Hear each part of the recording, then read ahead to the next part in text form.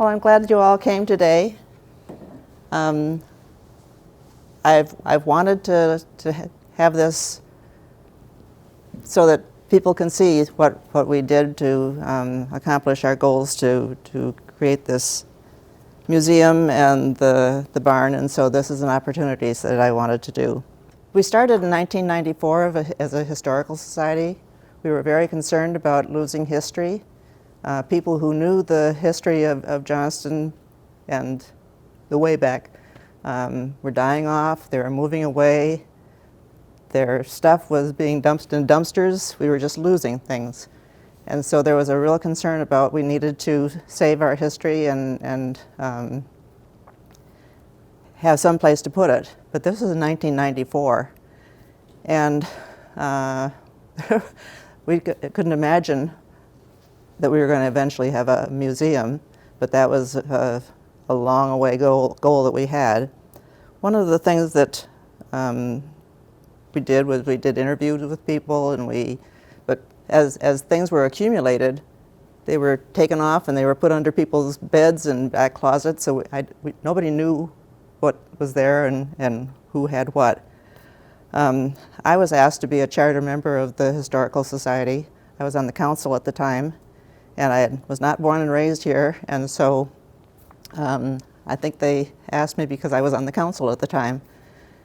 I became very interested in it. I thought that it was very necessary to protect the history. They elected me as vice president. Bob Otto was the president, and his idea, he was on the board of directors of the library, and at the time that they were building the new library, he suggested that one room would be all we'd need. We wouldn't need anything else to have our historical room.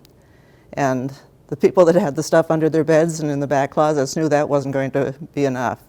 And so they were pushing for this museum. We started to look around for a place to actually have a museum. We went to a number of different buildings, and they just weren't adequate. They were dilapidated and really falling down and not good. We approached Emma Jean Stilwell and asked about if that would be a possibility, the house that was there on 62nd with the orchard. And she said, nope, that wasn't available. We kept on looking, and finally, Shirley Simpson, who was a member, but we very, very, very seldom saw her at a meeting, we were discussing some of the visits that we had had with different locations. And she finally, in a very meek voice, she says, we have a house that you might be interested in. We almost fell over. We were so amazed. We had no idea what the house was. I had never met her before. We started looking into it, and then we found out that there was a caveat that we had to move the house. And that was not something that we had thought about. In talking to other historical societies in the area, Ankeny was the only one that had to have moved a house, and they only moved it a block, and they were practically given the house. For Urbandale, they didn't have to move their house. The Urban family offered the house for sale to the Historical Society, and then Urbandale paid the mortgage for 10 years, so they never had to pay for the house. And the Jordan House in West Des Moines, but all of them had a house that was pretty easy. This one got a little bit more complicated. In April 18th of 2001, we came to an agreement with the Simpsons, and there were quite a few things that we needed to do. They gave us a year and a half to come up with the funding, where we were going to move it, how we were going to move it, and also that we had to leave everything there as if the house was never there. And I said, yeah, sure, not a problem. We'll work on that. Don Zarley was our treasurer at the time. Don Zarley was a patent attorney, and he also, in his earlier years, had been an engineer. And so he came up with this folder for soliciting funds. And one of the things that he had in here is that the moving costs for moving the house and barn, the house basement furnace and basic plumbing, cleanup and insurance of the vacated property, landscaping of the new site, administration, contingencies, and the total moving costs were going to be $169,500. Then refurnishing the house and barn after moving was $50,000, contingencies $7,500, total refurbishing of $57,500, for a grand total of the project of $227,000. I didn't know if that was going to work or not, but if he said so, so I said, fine, we'll work on it. We started sending these out to people. We also asked members for $500 from each. We lost a few members that way. We started giving presentations to corporations. We started writing grants. We started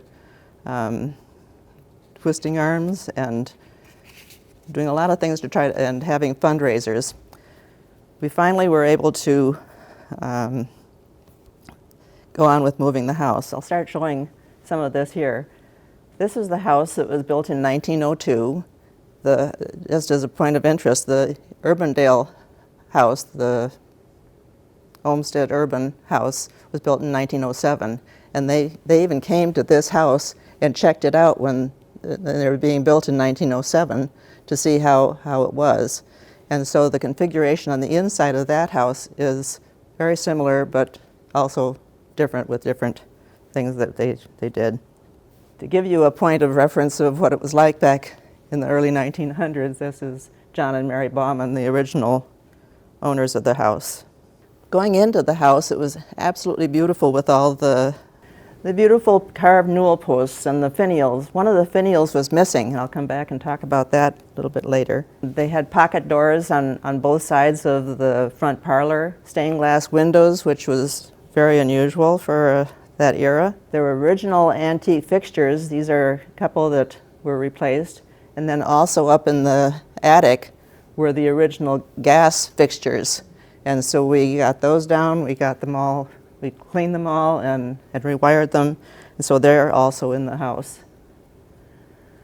Then we started with the cleanup. This is Don Duvik and Bob Thomas. Bob Thomas, well, I was the idea person. Bob Thomas was the logistics person. He knew all the people and places and who to contact for tools or any kind of materials. And Garland Seibert was the implementer. All of the rooms in the basement had partitions, or a lot of different little rooms, because each room was the support for the upper rooms above it. And so this was a room that was full of Simpson tax records. They were nasty. Not the tax records, but the condition. This is Don Zarley, and this was the downstairs bathroom. And he just decided to whack away at the bathtub. It would have been really difficult to get it out of there.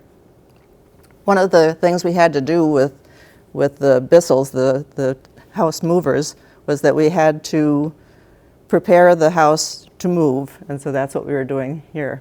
This knotty pine room was the original big kitchen of the Baumans and the Garlocks. The Garlocks was the daughter of the original Baumans. And the Simpsons had changed that little room in the back into their little tiny kitchen, and this was sort of their little eating room instead of the big kitchen. And this is what became, the room behind there is what became the bathroom on the first floor. We had to get rid of everything that was loose in there, so we had to disconnect the electricity, the sewer, the plumbing. That's an old gas tank and the water heater. Also, everything above the ridge line of the house had to be taken down. And so one more time, Don Zarley crawled up there. He thankfully put a rope that he tied himself off on and got up and started tearing the bricks off the chimney. That loosened all the mortar, and that made it very, very slippery up there. So he came down. I didn't know he was up there. He came down and he says, "I'm not doing that again." We didn't have money to do all these other things, so I got the courage and I got up there. and got rid of the rest of the bricks and took down the TV antenna and the lightning rods. So that cleared that so we can continue on. This is what the barn looked like originally. One of the things that I remember getting together with Jim and asking him to come and see what we were talking about. First of all, we went through the house and that looked pretty good. And then I got him into the barn and that didn't look so good. The doors were sort of falling off the first floor, so we had to crawl in to see all the spider webs and the mess. But he said okay. When the original barn that was built at the time, the 1902 house, was built, and that was for a dairy barn, and it burned down. And so in 1936, the Garlock and the Bauman children, sons, they were going to Iowa State University at the time, they found a plan for the barn, which is a really unique if you have a chance to look at it.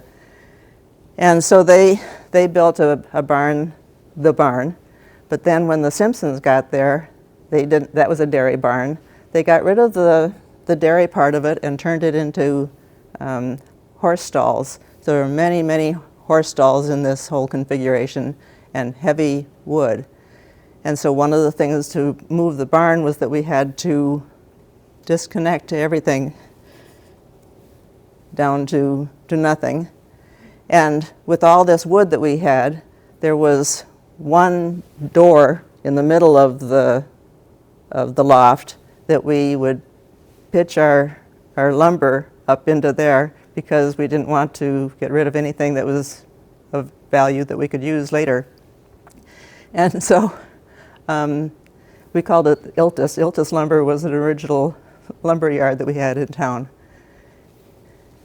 After we got everything cleared away, then the movers came in, and it was sort of like they had a big shotgun that went through and they broke out holes along the foundation of both the house and the barn, and then they would put in this tremendously long beams. This was the day that we moved the house and the barn, June 25th of 2002. So we followed all the needs of the Simpson family to get it out of there in time. And we took just the loft because the barn had been built with clay tiles on the first ground floor, and so they couldn't be moved. And so we just took the loft. So goodbye 86th and hello Johnston Commons. The city helped us by waiving fees and permits, and we got special deals with Mid-America that they lowered the price of what it would cost to lower the light posts. We were also fortunate because they didn't have the median on North Glen. Yeah, so they didn't have medians there, and we were able to come it was just at the right time because now it would have been just impossible to do.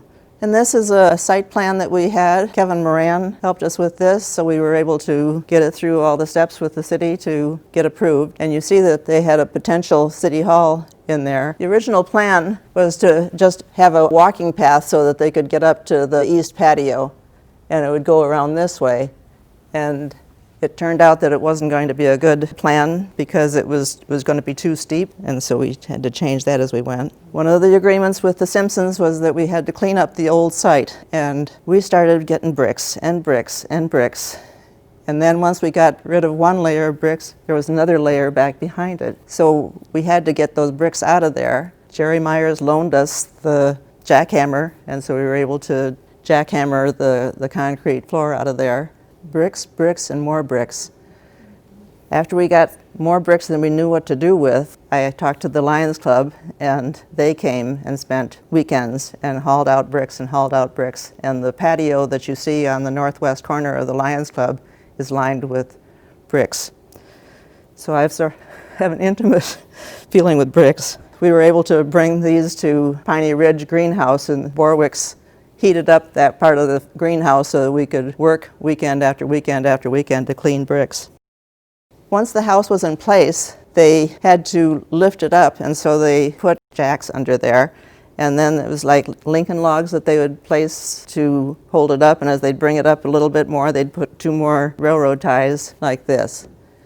And in order to get it up, they had to get it up so that they could get under there with the bobcat and clear it out so that we could have a basement. Then we put in the forms so they could pour the basement, and also for the barn. You can see how deep it was. Johnston Commons was flat as a pancake, and in order to have the barn, we needed to lift it up, and so in order to have access to the barn, we needed to put in some dirt to get us there. So there's the form for the patio. All along the way, we did have an architect, we did have a structural engineer, we did have a soils engineer. We had to make sure that everything was right. This was my idea of how I thought that we should have it. We wanted to have the 2 bathrooms for the men and women. We have a kitchen there, we have a meeting room, we have a storage room, and that's where the police sit when they have a party there.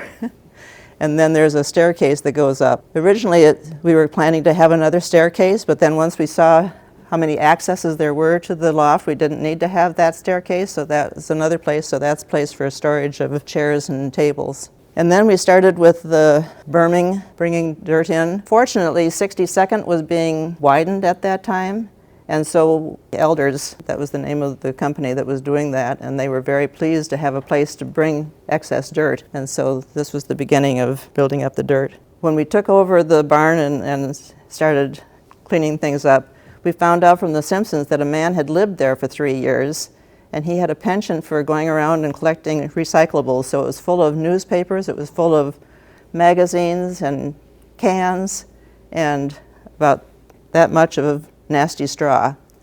And the only way to get rid of it was at each end was a 4-foot square opening. And so we saved all the recyclables and recycled them. We looked like coal miners. Once we got this all put together, we realized this place stunk. And so we decided that we needed to power wash. So this is Garland. And Bob and I, as the water would come down off of the ceiling, each of us had a squeegee, and we would run with the water, and there were hay drops, 3 of them on the side, where you'd let hay drop to go down to the animals. And so we would squeegee the water off as fast as possible so that it wouldn't wreck the floor. We also have this deck that with the 2 staircases coming up, and that's looking over the lake there that's so pretty.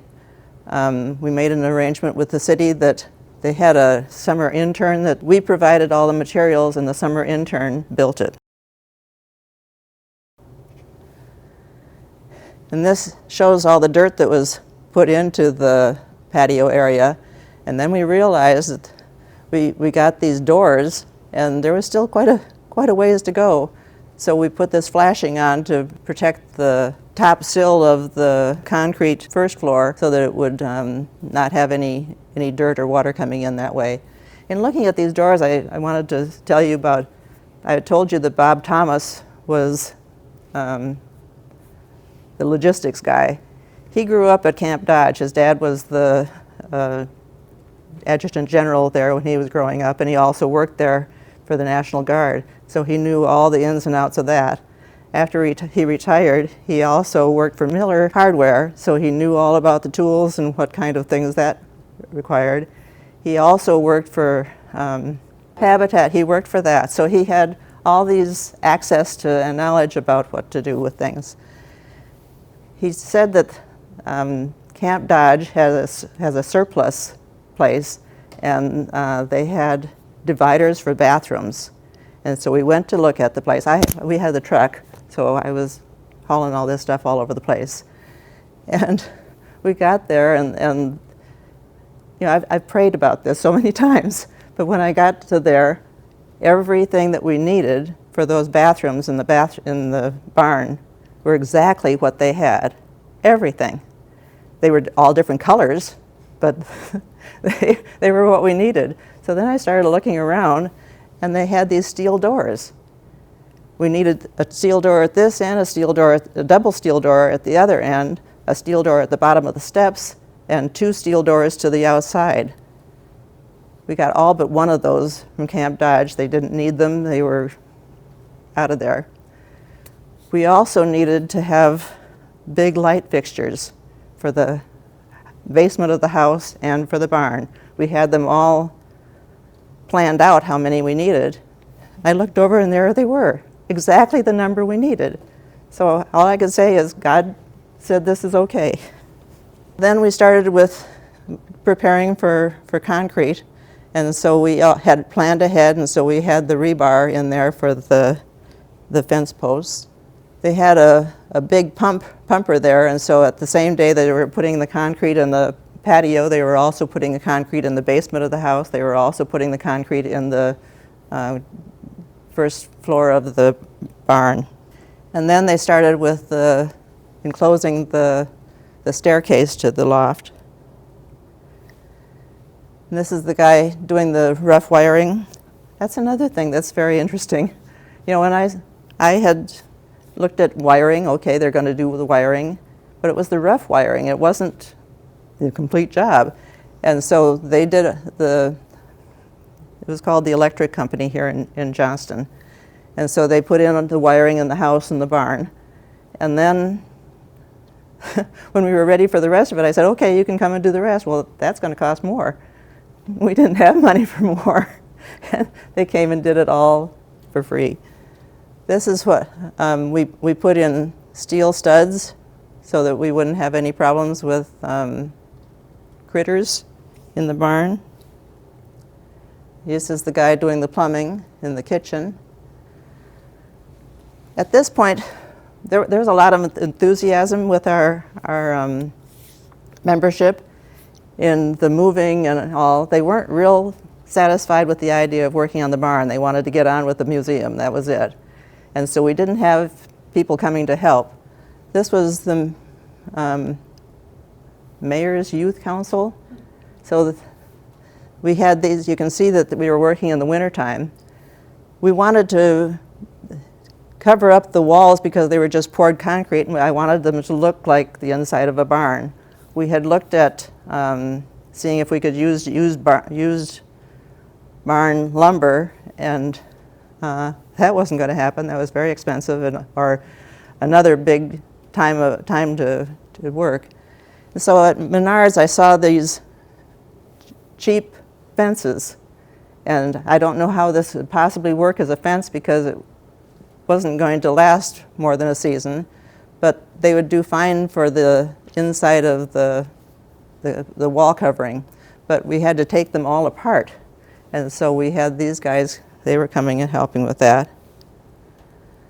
And this is Garland cutting up insulation to put up in between the joists. And there he is.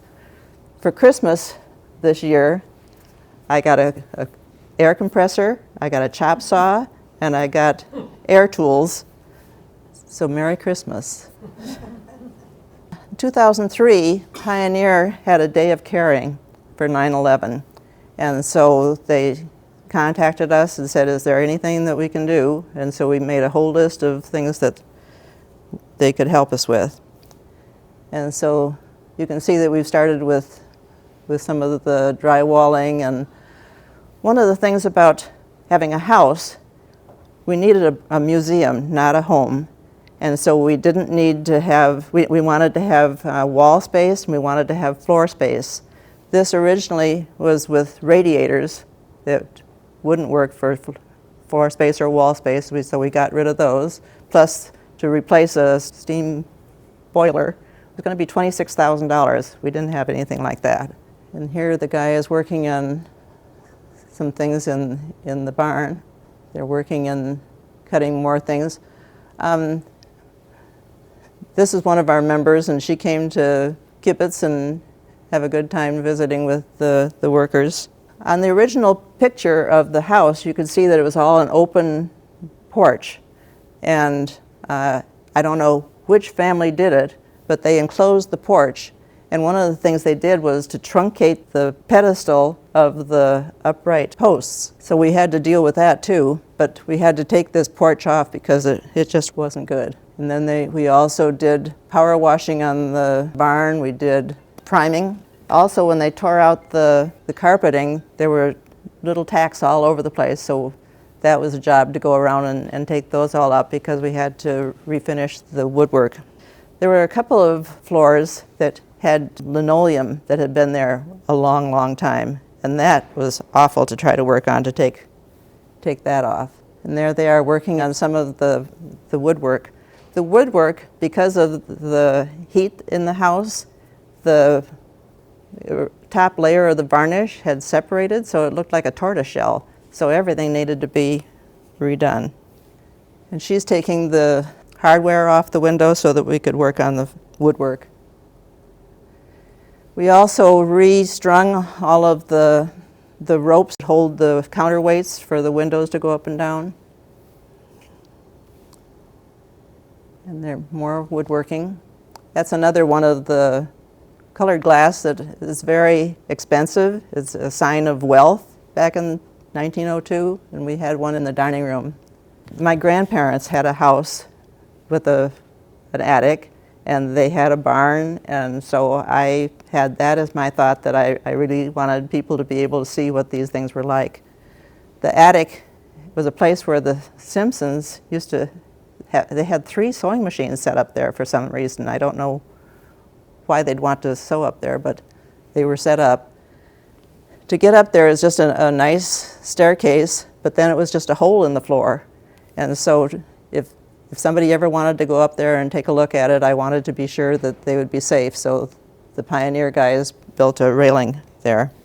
Also, we talked about the wood that was saved from the house to the barn. And so we power washed all that. And you can see that they have the deck there done, and so they're power washing the old boards that came from the barn. Then we also found out that the source of the smell wasn't just the ceiling of the loft, but it was also raccoons had taken up residence in this thing. And I tried to power wash under the eaves from the inside, and don't do that because it sprays back at you. And so we found that we had to take off the soffits and all and put on new, and that got rid of a lot of the smell. And here they're starting to work on the railing for the patio. They had to create molds to go up there, and we borrowed a cement mixer and poured the molds. And they're overnight. Then we had a picnic, and this is the uncapping the next day, and they look good.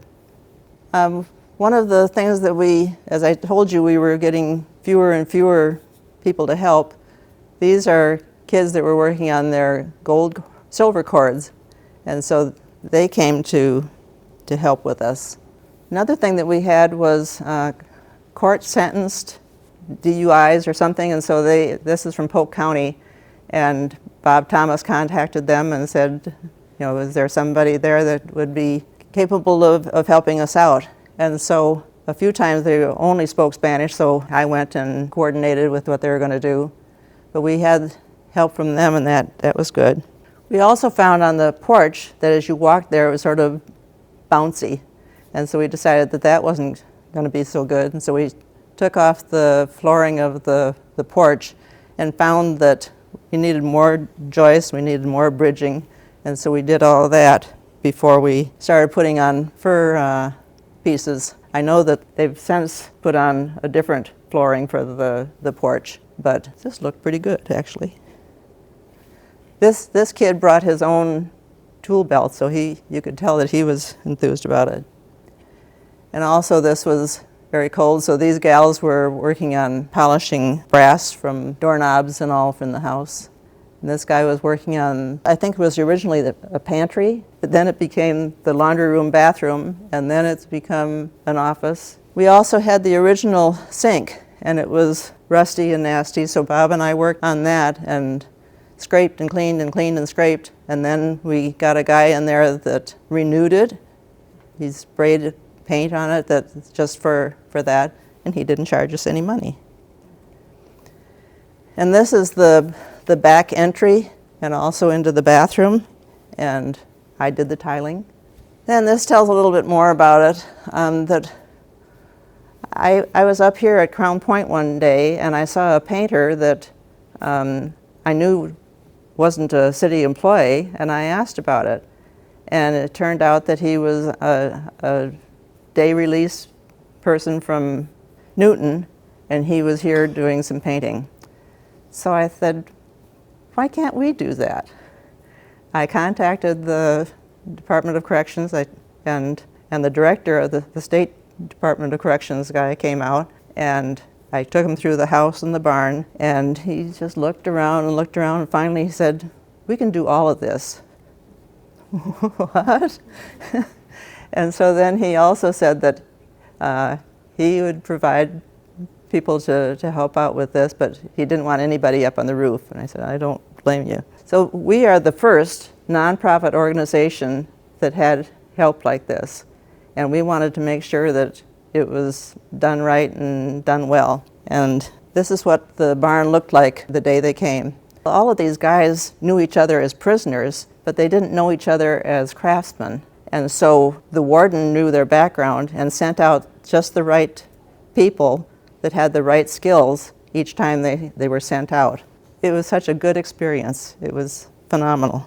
We had all the fencing there so that they could work on that, and the compressor and the air tools. This is what the barn kitchen looked like. And this is what the cedar walls looked like after they installed them, so they look better than a fence. And everything was insulated back behind. This was the kitchen wall. They built the staircase to go upstairs. We also, you'll see around the base of these upright posts, the posts were salvaged from the barn. The things around the outside, those were the kickboards in the horse stalls. We saved all that and used that. And there they're putting up a header so that we could have a sliding barn door for the kitchen. So we have one on one side and one on the other side for the kitchen. We did have a member that did have some barn board that he donated to us, so to make it look nice, we have that on that one wall there. This was the furnace room before they drywalled it. This was a old cabinet that had been in the tack room at the barn. So that went into the women's bathroom, but now it's been moved to the main room. You'll see the knotty pine. That came from the old kitchen of the house, and we had saved that, so we put that in there. We also, if there was ever a electricity turn off or something at the barn, I wanted to be sure that people coming down on the steps would be able to see the landing, so we put in glass windows, and the prisoners did all of that. These are the sliding barns. This display case was something we saw also at Camp Dodge, and the guys framed it out with the barn wood, and we have that there.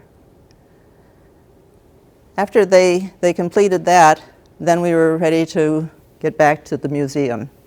And so we needed to get them back, and they sent guys who were good with wood, with floors, with drywall. There were cracked ceilings, and instead of trying to plaster those, we decided that we would just drywall those. It was funny when they came, they were ready to get up on two ladders and hoist these 4x8 drywall pieces up there. And Bob says, I think we can do better than that. So we got them the hoist for just drywall. And we also got them the stilts for the walking around when they're drywalling. And these guys were just in heaven. They were able to get to work and do things, and they were having a good time showing off to each other.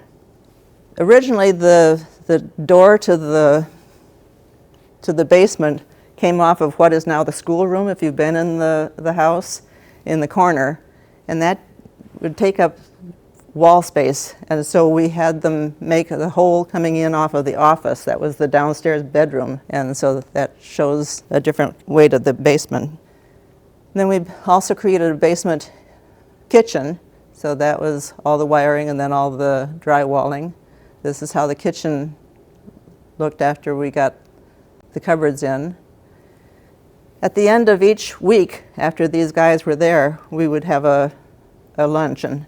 They would come with peanut butter and jelly sandwich or a bologna sandwich, an apple or an orange, and a cookie. And they had a big jug of water that they could have. And so we would put on a party. We had potluck, members bringing food, or we had pizza, or we had chicken. they looked forward to this. They would do anything for us to looking forward to this Friday. They would come about 7:30 in the morning and leave at 3:30 in the afternoon. The Department of Corrections had a board meeting, and we had it in the barn, and so they wanted to have some pictures of some of the things that the guys had accomplished. And so I sent in a PowerPoint showing all of this. They said, oh, we can't have anybody showing pictures, showing faces. And these guys willingly, gladly wanted their pictures taken. So I redid a PowerPoint just for the Department of Corrections board so that they could see people with no faces. But I still have faces. This is the finished barn kitchen. So we have a dishwasher and a microwave, refrigerator, and stove. I told you about the partitions of the bathroom. They were orange and green, and the prison industries said, well, you find the powder coat and we'll do it for you. I didn't know where to find powder coat, and I said, don't you have institutional gray? Just do it. So they did it and didn't charge us. I told you about the kick plates in the horse stalls, so we created our own lavatories there. Then we started with the ever-present bricks. We started with the bricks. The women from Mitchellville came to help with that. First we put down a good layer of sand and started filling in the bricks from the backside towards the door. They got half done, and we realized that it really wasn't a good base. It would jiggle and move and shift, and we found that if you have crushed concrete as a base, it would be a better, more secure base. And so we'll get back to that one. There's the gals working on patching the walls, priming the walls, and a picnic with them. And then we had, later in the spring, we had them come and they did finished the woodwork, they finished the floors. More progress, more floors. This was one of the guards. She loved to paint, and so she pitched in and painted. So we have the before and after of the rooms. Before and after. Oh, this is an interesting story. We had a member of the Historical Society who was almost blind from macular degeneration. He had been a HVAC contractor, but he did all the heating and air conditioning in the barn, and that went smoothly. But this was a little bit more complicated because we had a furnace in the basement and also a furnace on the second floor. And so we needed to put in the ductwork that was appropriate for this. And the prisons sent guys who were metal workers, but they weren't sheet metal workers. And so the guy would take out his tape measure and say, what does that say? And he'd say 38 3/8. And he says, cut it there. And he had the bender and the crimper and all the different equipment to do that, but these guys had never done this before. They enjoyed it so much that they said that they want to be sheet metal workers after that. They were just fascinated. But all of this was done with a blind guy. And this was the second furnace that we had. We put that there. There was a back staircase from the second floor down to the kitchen, and we enclosed that so that we could put this furnace there. I didn't want to have a furnace in the attic. I told you I wanted to have the attic look like an attic, and so we accomplished all the heating ducts by going through closets, and it was all camouflaged. Then another party.